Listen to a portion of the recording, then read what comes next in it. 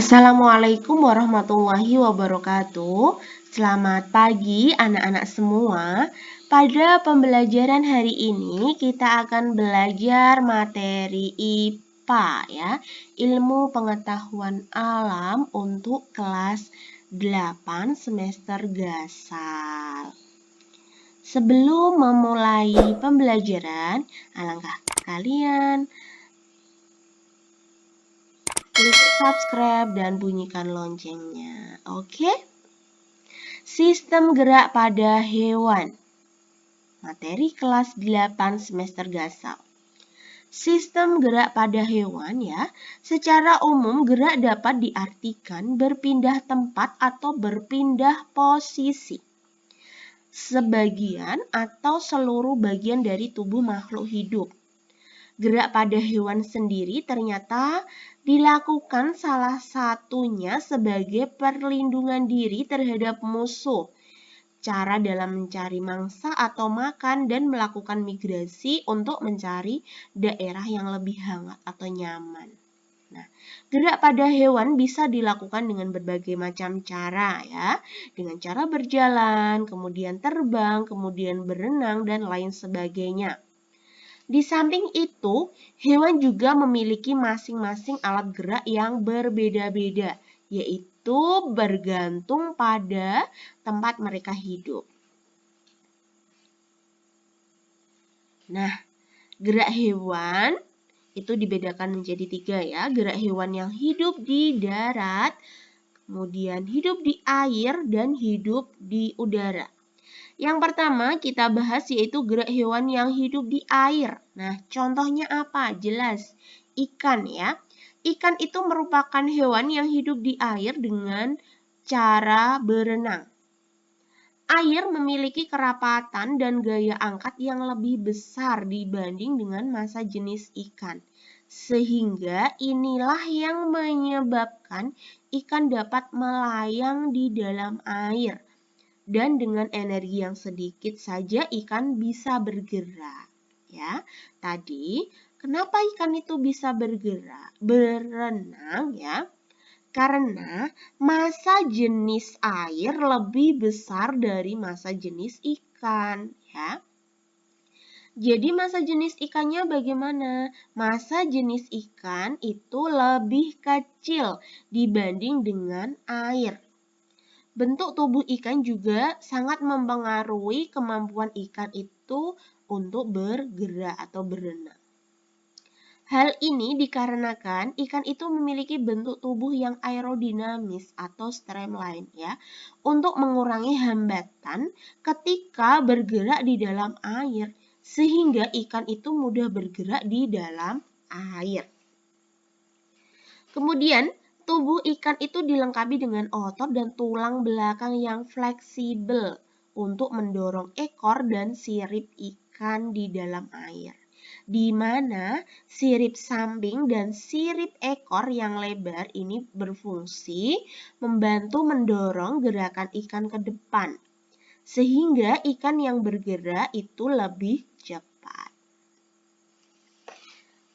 Di sini ada gambar ikan. Nah, jangan lupa kalian catat ya di buku catatan kalian dan sebutkan contoh-contoh ikan ya, ikan apa saja macam-macamnya.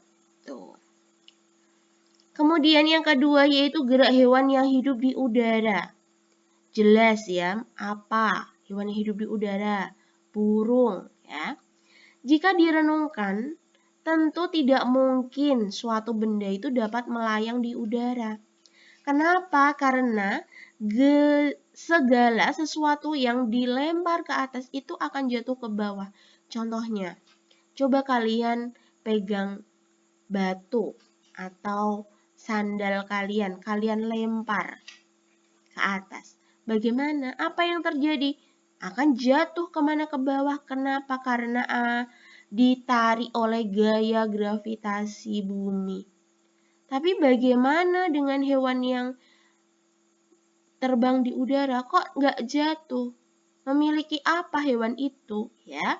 Nah, Gerak pada hewan yang bisa melayang di udara itu karena adanya gaya gravitasi bumi dan diimbangi oleh gaya angkat ya. Gaya angkat yang dimiliki oleh burung karena memiliki sayap dan rangka tulang yang mendukung.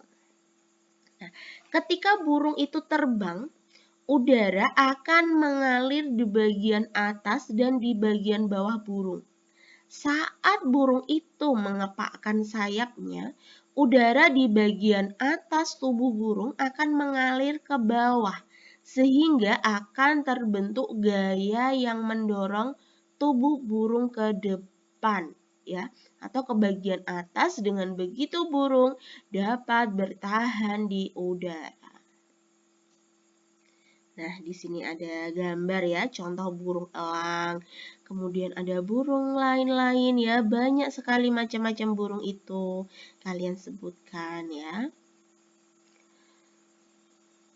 Yang terakhir yaitu gerak hewan yang hidup di darat. Seperti manusia, gerak pada hewan yang hidup di darat menggunakan tulang dan otot yang dimilikinya. Otot dan tulang tersebut berfungsi untuk mengatasi inersia atau kecenderungan tubuh untuk diam dan untuk menyimpan energi pegas untuk beraktivitas. Setiap hewan yang hidup di darat itu memiliki struktur tulang dan otot yang berbeda-beda. Seperti bentuk kaki kijang yang ramping ya, dan membantunya untuk berlari lebih cepat dibandingkan dengan hewan yang lainnya. Hal ini mengindikasikan bahwa perbedaan massa tubuh, struktur tulang, serta kekuatan otot ini dapat menyebabkan kecepatan pergerakan yang berbeda dari masing-masing hewan ya. Jadi struktur tulang, otot ini berbeda-beda setiap hewan. Di sini kalian lihat ada hewan zebra ya, zebra. Kemudian ada singa, ada landak, bulunya yang berduri ya. Kemudian ada kelinci, ada panda, dan yang terakhir di sini ada ayam. Selain 6 itu yang saya sebutkan masih ada banyak lagi ya. Sampai sini, jika ada pertanyaan boleh ditanyakan di kolom komentar ya. Jangan lupa kalian like dan subscribe ya. Terima kasih, kurang lebihnya mohon maaf. Assalamualaikum warahmatullahi wabarakatuh.